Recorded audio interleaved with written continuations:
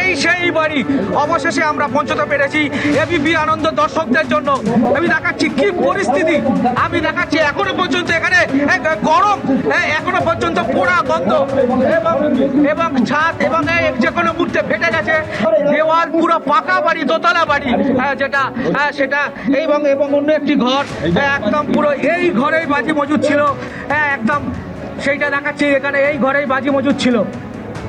দেখতেই পাচ্ছ কি অবস্থা, একদম পুরো মানে বিস্ফোরণের তীব্রতা কতটাই ছিল সেটা সহজেই অনুমেয়। পুরো একদম ধ্বংসস্তূপে পরিণত হয়েছে, ঢালাই খসে পড়ে গিয়েছে এবং পোড়া অংশ বাড়ির মধ্যে যা সমস্ত সামগ্রী ছিল সমগ্রটাই পুড়ে গিয়েছে। যদি মরে যায় এটা খুব আতঙ্ক থাকতাম আমরা। আপনারা কি পুলিশ প্রশাসনকে জানিয়েছিলেন? হ্যাঁ, এলাকার মানুষ সব জানিয়েছিলাম, কিন্তু সেটা কোনো ইয়ে হয়নি, কোনো ব্যবস্থা নেয়নি প্রশাসন? কোনো ব্যবস্থা নেয়নি। এখানে কি ছিল আমি আগে জানতাম না, আমার বাড়ি এখানটা, আমার বাড়ি দূরে, আমি বাইক নিয়ে এসেছি 30 কিলোমিটার মতো।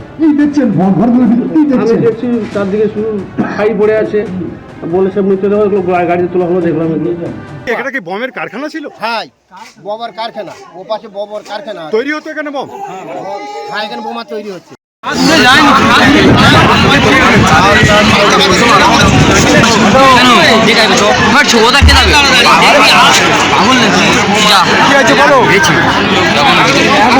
মানুষ অবশ্যই ক্ষতি হবে।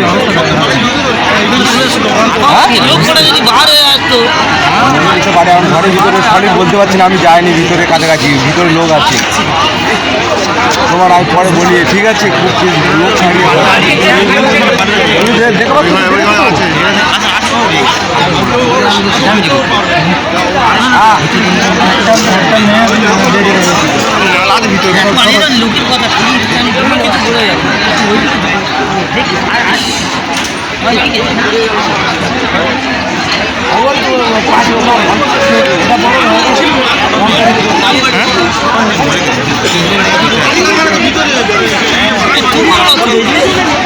তোমরা কেউ যেতে পারবে না।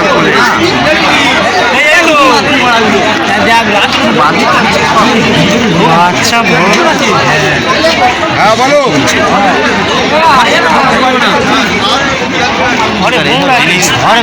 একদম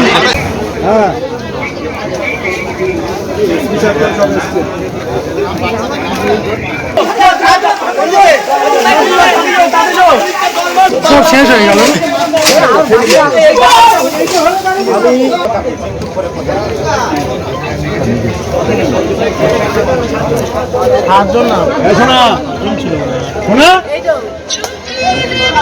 আমি আছি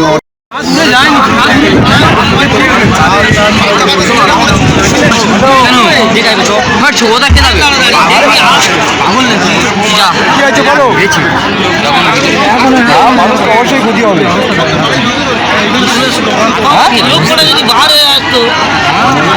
ঘরের ভিতরে সঠিক বলতে পারছি না, আমি যাইনি ভিতরে, কাছাকাছি ভিতরে লোক আছে, তোমার আমি পরে বলি, ঠিক আছে? খুব লোক ছাড়িয়ে